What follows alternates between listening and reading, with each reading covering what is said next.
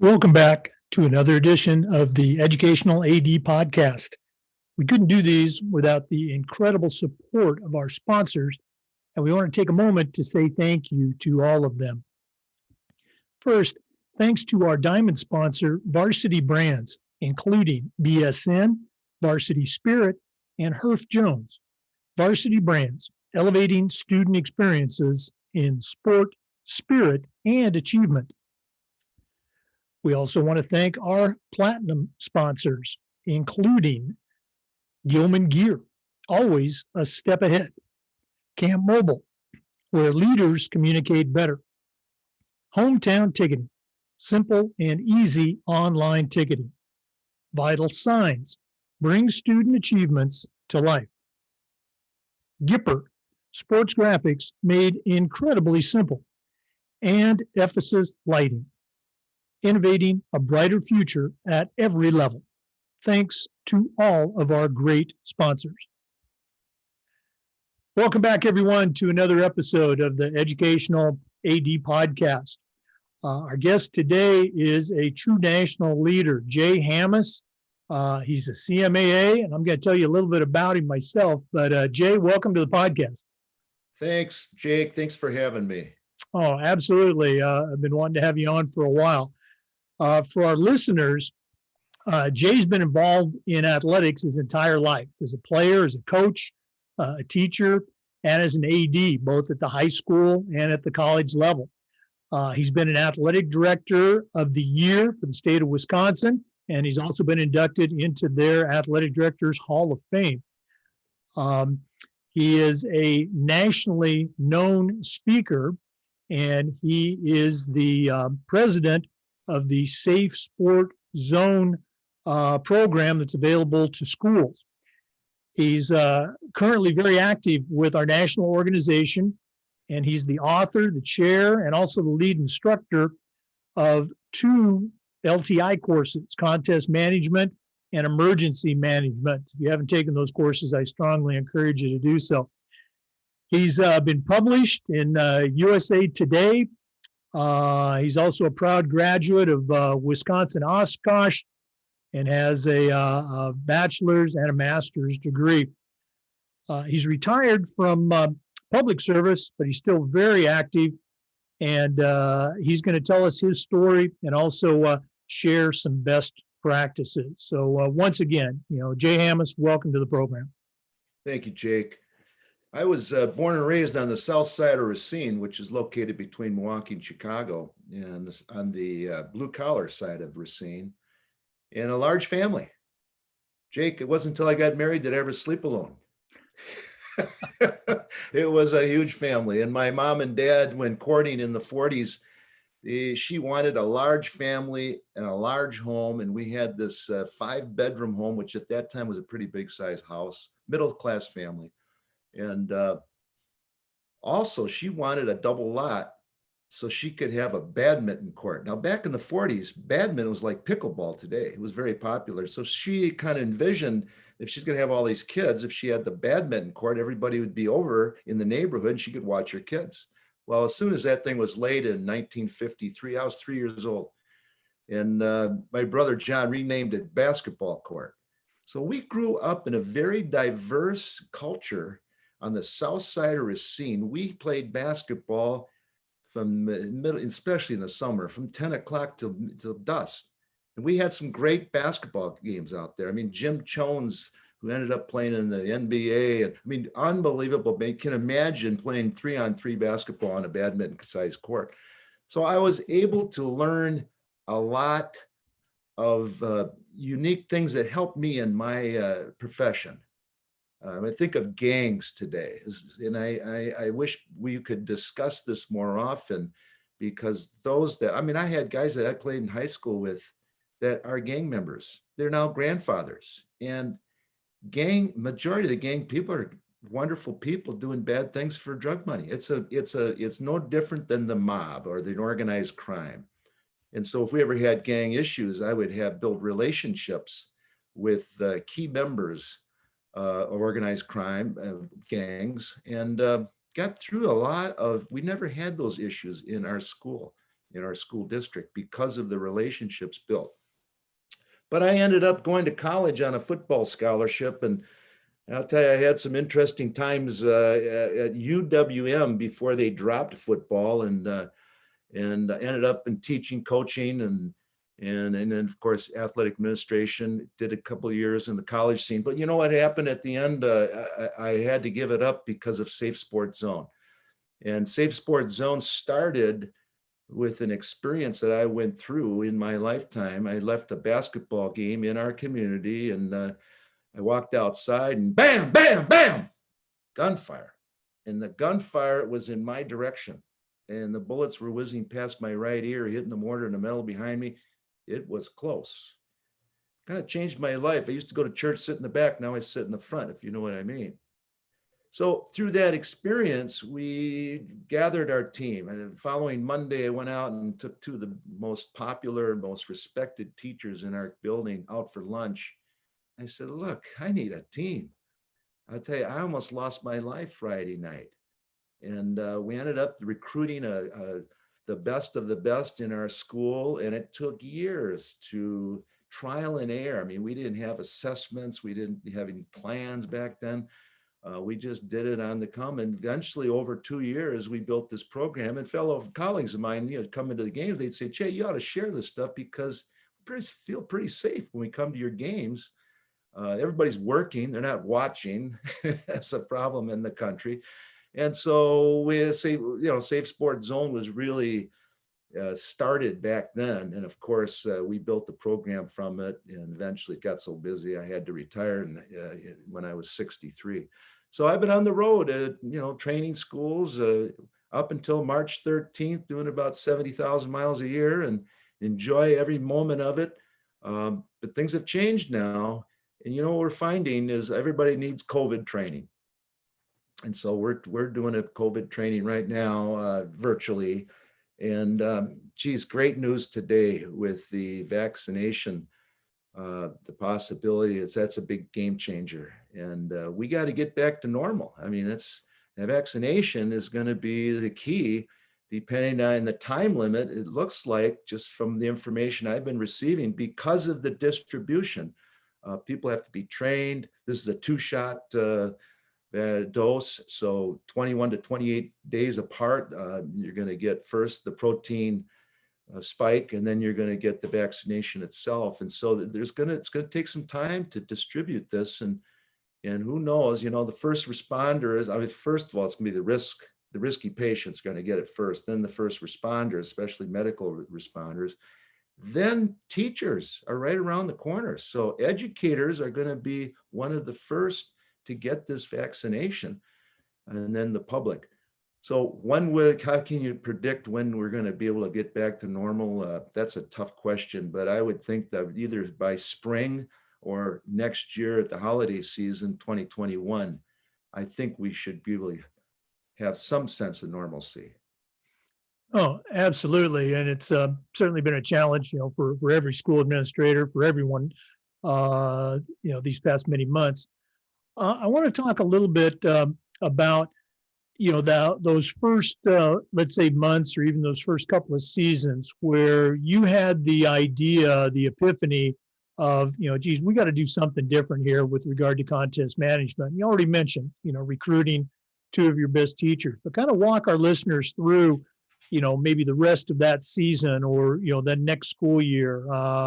What are some steps that you took that, are still part of the Safe Sport playbook, or maybe something you did that, you wouldn't recommend anymore? Well, great question, Jake. You can't do this by yourself. I mean, that's number one. I remember doing a training in Maryland, and there was a reporter there, and she came up after, and we have 5 steps that we believe in. And the first step is to build your team, eventually build some rules around that team. But she said, well, out of the 5 steps, which one's the most important? I said, number 1, you can't do it, but you cannot do any of the 4 steps without a team. So building that team is like coaching. I mean, you want to find pretty good players in your building that can play that individual sport. So what we did, we built in some incentives. See, the amount of money you pay somebody to do these events, especially today with COVID, just doesn't seem to cut it across the country. You need to build a team that, well, for example, we would host an event security meeting. We'd have Dairy Queen ice cream cake. We would have, soda, refreshments.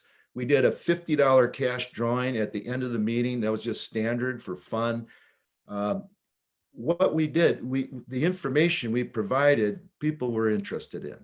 And we took pride in what we were doing. Everybody knew exactly what their role was. We had a diagram of all the venue facilities. We could walk through scenarios. Well, what if this happens? Or what if that happens? What are we going to do? Who's going to do this? Who's going to do that? Everybody knew exactly. And we had law enforcement officers there.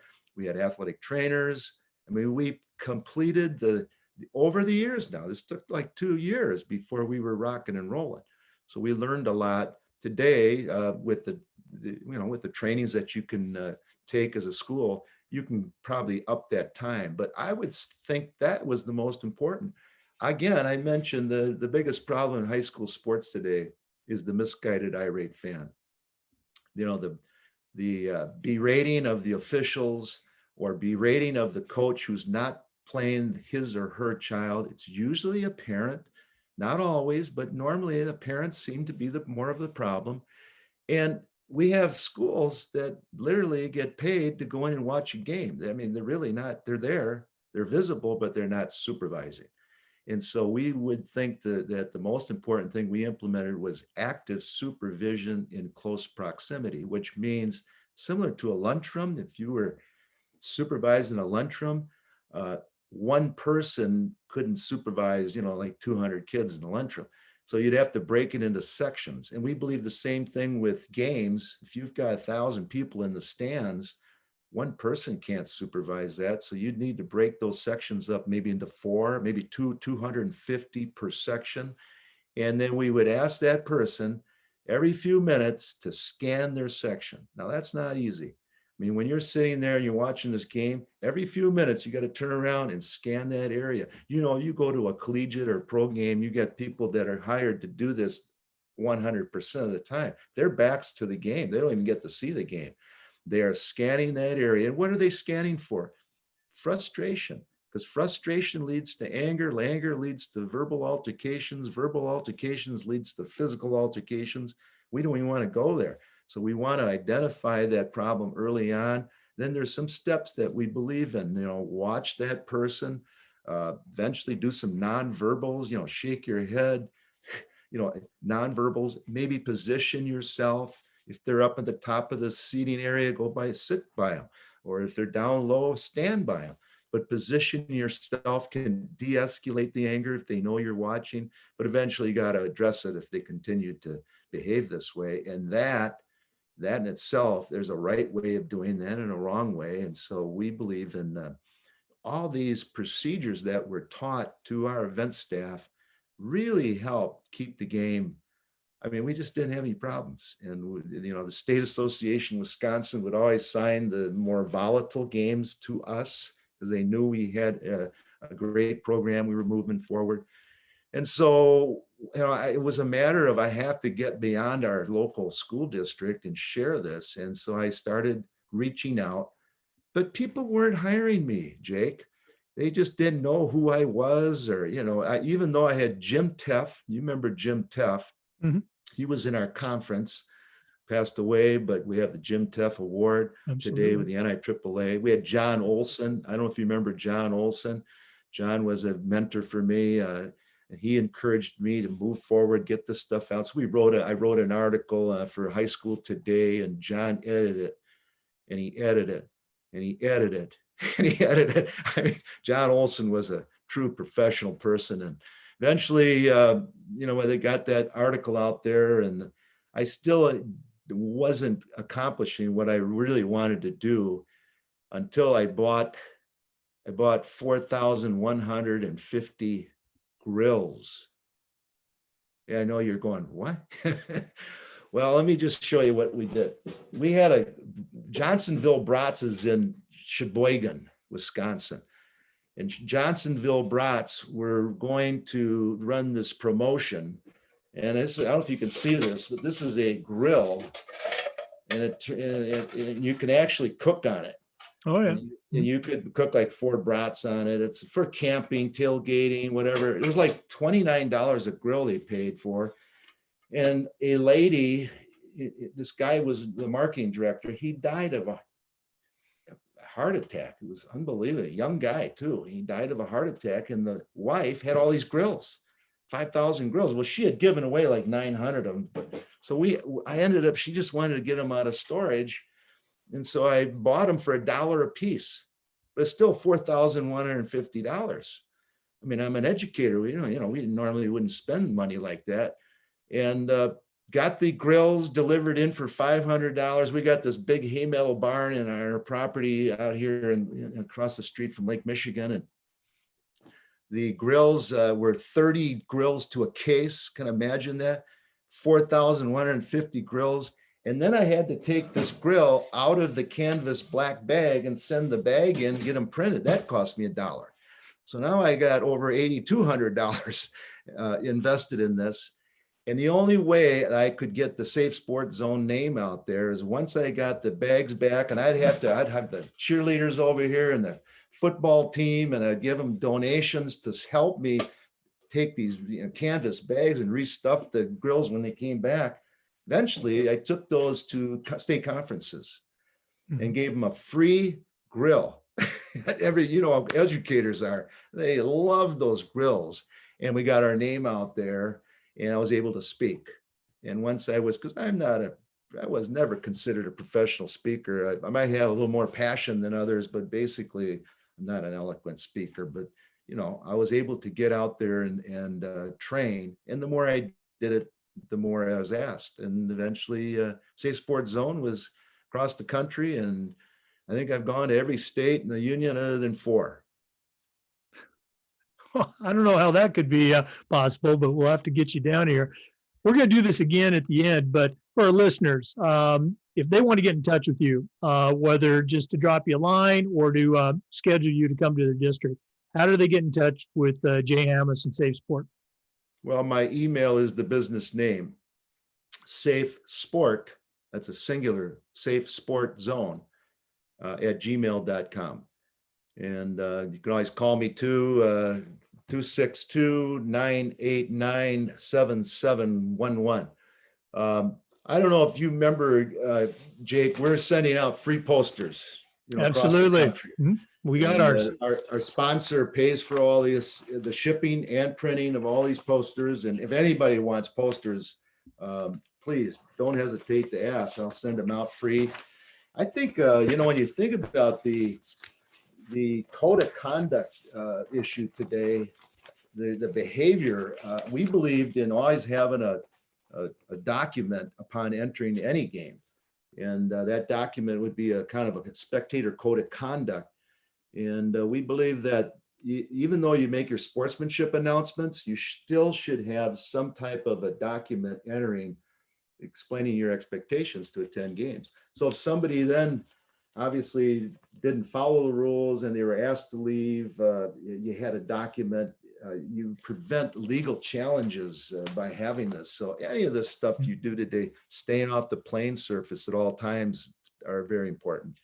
And to our listeners, those posters are free. You email Jay and he'll send them to you. We have them posted in our gymnasium lobby. We build on that with our public address announcer. So they are great. So I encourage you to do that. Jay, earlier on, you mentioned the idea of mentors. And in our business, we always talk about the importance of leadership. So I'm curious, who are some of your mentors as you've grown in this profession, and even before, maybe teachers or coaches you had growing up, or people that you've worked with or worked for? The expression I like to use is, I still hear those voices in my head. So whose voice do you still hear? Well, you're absolutely right, Jake. First of all, the Athletic Directors Association, the NIAAA, I don't think there's a better organization in the country than dealing with and working with athletic directors. If you want a job done, you call on an athletic director and it'll get done. the people that most of the athletic directors were former coaches. So this is just, growing up in that large family, I didn't apply myself in the classroom, unfortunately. All I cared about was football, basketball, baseball, and a glove in my hand and a bat in my hand. And it wasn't until I got to college when I was identified in my writing skills that I had to start picking it up. And there was a professor there. Her name was Professor Pennyfeather. She was a 60-some-year-old gal who wouldn't let me slip through like high school teachers did. And I was tutored every week. And I'll tell you what, as a mentor, when I think back, and she liked football, she enjoyed that game. So the football coaches, would assign especially freshman players in her class intentionally. And so that was a big move for me because, eventually now I'm writing articles and things of that nature. But back then I had to catch up. I think of the high school and college coaches that I had. I still stay in touch with two of them. Most of them have passed away.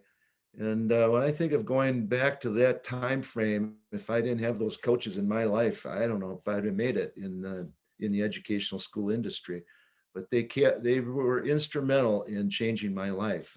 And now after getting out, I think of Bruce Whitehead. Bruce Whitehead, past former executive director of the NIAAA. When I was going through the process of getting out and teaching training, working with the NIAAA, I was always able to call him and bounce things off him. And he was always giving me the greatest advice. I mean, it was a father figure. And I just thought people like that meant the world to me. Well, again, it's always interesting to hear about the people that have had an impact on our lives. Great reminder that we don't do this by ourselves. Yeah.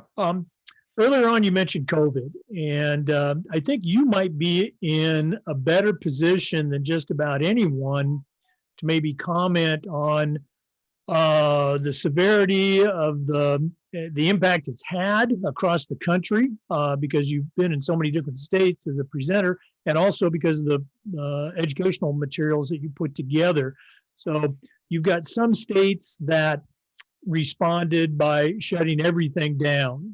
California, as we record this today, they still don't have high school sports. Other states have gone, all in, business as usual. And some states have gone in between. Here in Florida, we delayed for a month and then started up fall sports, but still within our state, we had different responses. Some schools delaying even months and months after that. So I guess my question is this, okay, from your perspective, what are some of the best practices that we might apply nationally, understanding that it's still up to each state and each school district to kind of do what's best for their kids? Does that question handcuff you too much? No, I read you very clear. And let me just start by saying back in April, my last training was in Arkansas.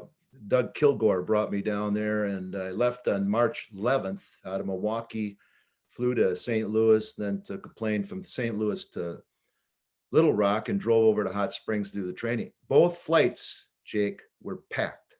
I mean, there wasn't a seat on the plane. So I do the training, I did some LTCs and so forth. I came back on March 13th. The flight from Little Rock to St. Louis, there were 10 people on it. From St. Louis to Milwaukee, there were 11. I mean, there was nobody on the plane. I get to General Mitchell Field, and it was like a ghost town. It was really eerie. And everybody started closing down.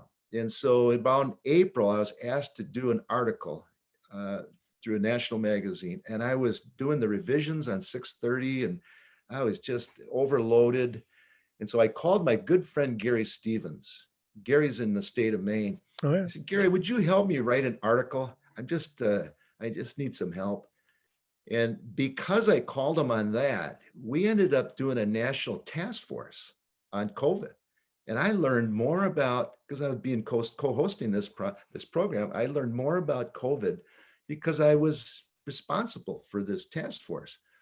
And to be honest with you, today, even though I played college football and I wasn't, I was way too small to play Division I football, and had a terrible injury at Illinois State University on the first game of AstroTurf, neck surgery, 2 discs out, donor plug put in, and a titanium plate slapped it all down. And then I had 2 back surgeries, 1 disc. That was a career-ending injury on AstroTurf.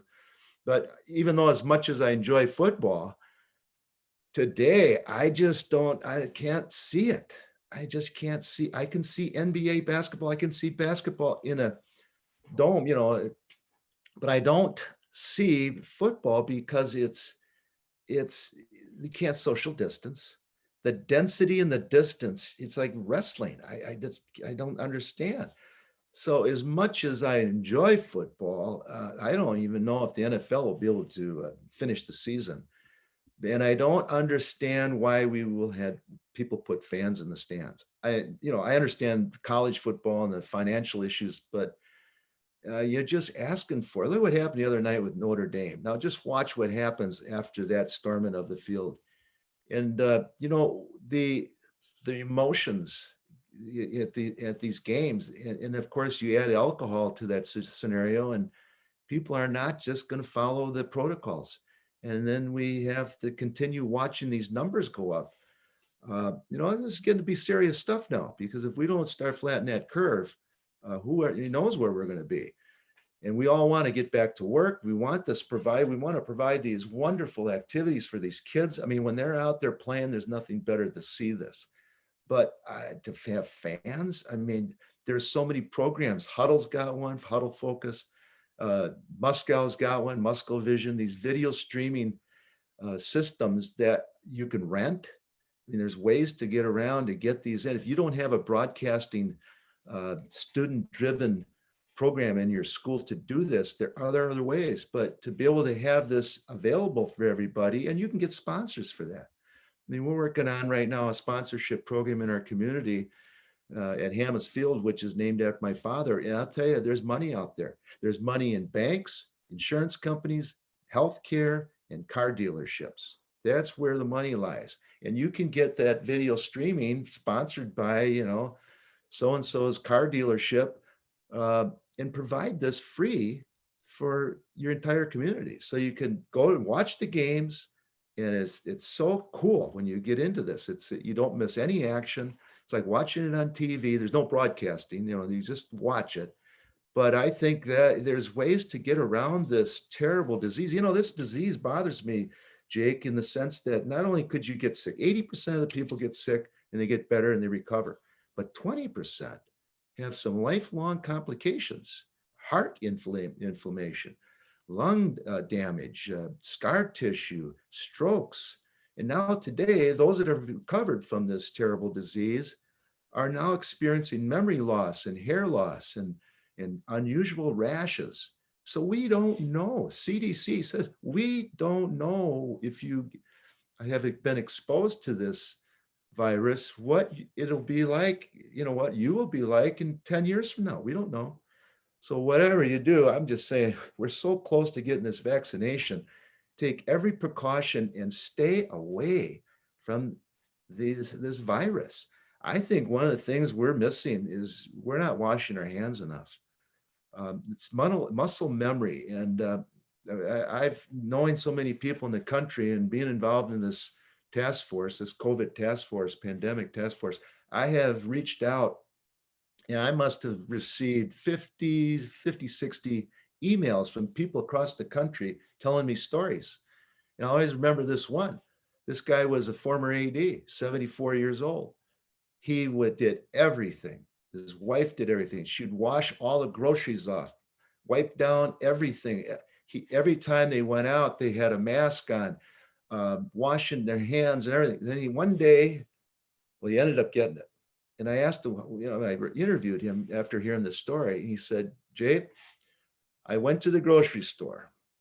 I came back. I did not have my gloves on when he went to the grocery store. See, he was touching, items. And he got back. delivered all the groceries, took the dog for a walk. And while he was walking now back home in an area that was pretty a rural area, he took his mask off and he remembers his nose itched. And he put his hand, without washing his hand, he put his hand up to that nose. 2 days later, he didn't feel well. 5 days, he was in the hospital under a ventilator and he survived. But, I just think washing your hand, when that gunshots were whizzing past my ear, do you think I was thinking about my action plans? No. I was thinking, that was the last thing. See, when things get hot, fight breaks out or weapon discharges in your life, plans evaporate and instincts take over. And instincts come from muscle memory, and muscle memory comes from practice. And some of the plans that we provide at our after school events, they're way too comprehensive. You got to keep things simple, like a fire drill. That was a good, we practice that all the time. So when I go to COVID, every time I get off, every time I got off an airplane, I'd head to the restroom. Even if I didn't have to go to the bathroom, wash my hands every time. Got into that muscle memory. So now today, every time I come from the outside in, I wash my hands. It's just automatic. And I think washing your hands is one area that, and if you can't wash, use a hand sanitizer, but I think we can focus in. I know the training I'm doing with COVID right now, that's a big player. All the sanitation, the disinfecting. Remember, sanitation can reduce 60% of the virus, but a disinfectant wipes it out. So sanitize during the day at your school, disinfect at night is the name of the game. But there's a lot to learn. I just think that sometimes this face mask debate, my goodness sakes,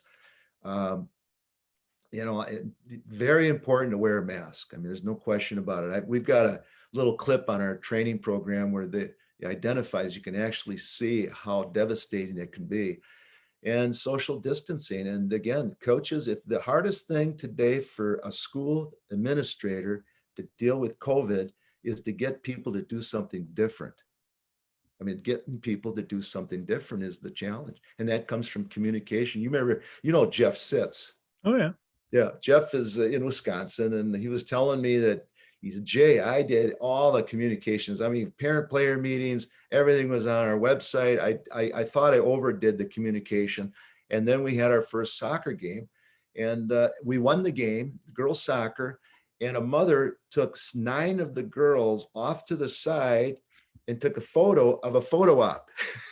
Then she put it on Facebook, and none of the girls had a mask on. Mm-hmm. Well, that hit the Facebook scene, and all of a sudden, well, who's the athletic director?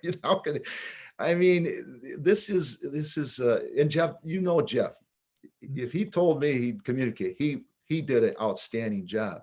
So some of this stuff is out of your control, but I'm telling you, it's not easy. And I feel bad for all the athletic administrators who are in the buildings today running their programs.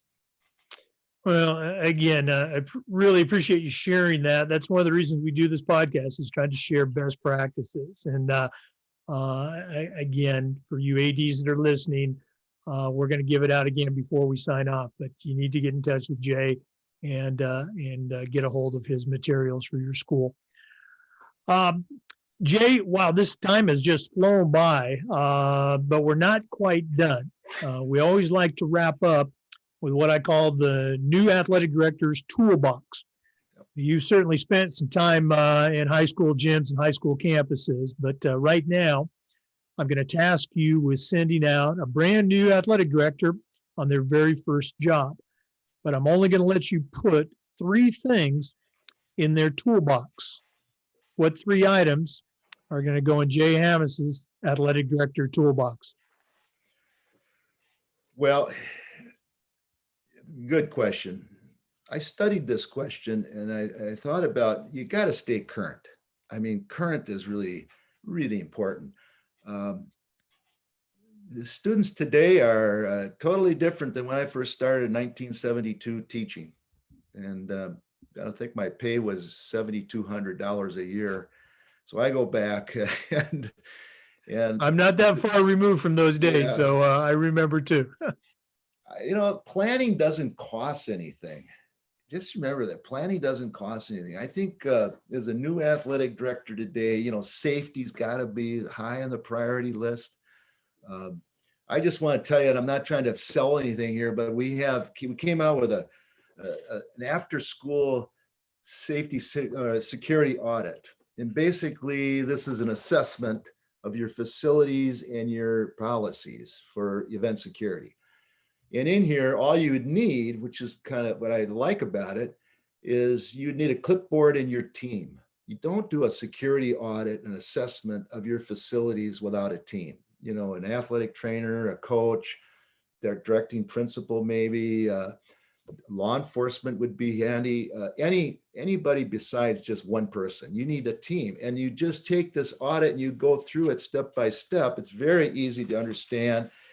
It's more of a checklist, and then more of you got some information on the back to add to it, but now you got to document that you did a risk assessment basically through a security audit of your facilities and policies. Then you need to draft up plans. And once you get these plans done, now this is one of ours, and I like to code it, color coded. Everything and anything that could happen, a hazard at your event, is on here other than your contact information. The first responders numbers, that's not on there. I mean, your public information director's phone number, it's not on it. You'd have to add. But I think by preparing before, in contest management LTC 630 course, in the textbooks, we got a checklist, a month by month AD checklist. I think that's a valuable piece. I used to train athletic directors in Racine, being the district AD, and I'd ask them for logging in their month-to-month checklist that they performed. August is going to be different than January, obviously. And I think that getting that information, getting organized and prepared, I think is a huge one. I think the other thing we're missing, Jake, is we have to have better relationships with school board members. And understanding if you've got a policy, let's say it's a bag policy, you're not going to allow bags bigger than, larger than, or you're going to have a tote bag, clear tote bag policy to enter your games. That there's steps to get that done. And a lot of athletic administrators that over the years have asked me, well, how do you get this done? Well, number one, you need to have maybe an athletic board at your school. You handpicked people, that parents or whatever, staff members, make it an odd number, including yourself, so you could vote on something. And then from a committee, I would take that to the district emergency response team. Every school district has one. Normally, even a superintendent or assistant superintendent is on that district response team, emergency response team, and get them to approve this bag policy. They might tweet it. They might say, no, we should do that. Fine. Whatever you come up with, now you got two committees that you're going to take this policy to the school board, the Board of Education. And I think building a relationship with school board members, I did it all the time. We used to have at least one year it would be a football game, the next year would be a basketball game where you got a pretty good, decent crowd and have a school board night. And we would even get them out there shooting baskets, and playing a game at halftime, with just an easy game for them to do that. And then introduce them. And by doing that over the years, you build a relationship. And so when it comes time for, you need something, whether it's a physical or human, you need additional labor, whatever it might be, you're more apt to get that if you have a relationship with your school board members. All right, the third one, communication. There's nothing better than communicating, and it's repeating. And, as Jeff Sitz, that was a perfect example of, he did all the communication, and yet that still happened, unfortunately. But I think you just have to understand communication is a big piece of your job. That's truly some really great advice for any AD, new or current.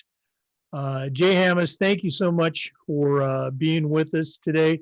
And again, how can our listeners get in touch with you? Give that email one more time. SAFE, SAFE, sport, SPORT, zone, ZONE at gmail.com. That's safesportzone@gmail.com. You can always reach me 262-989-7711. We're on Twitter. Listen, we sure whatever you need today, you should contact me and I'll send it out. I'll send you a pack of information for event security, materials that you could use. I'll send you things over online, PA announcers, food operation guides for the concession stand. We have it all. It's just all you need is for you to ask, and I send it out free. Yeah, great information, and it's free. You can't beat that deal, athletic directors. Jay, looking forward to seeing you when you come down to Florida. Looking forward to it. Thanks, Jake. Thank you for having me on your program. Oh, yeah. You be safe, my friend, as you travel around the country. To our listeners, thanks as always for tuning in.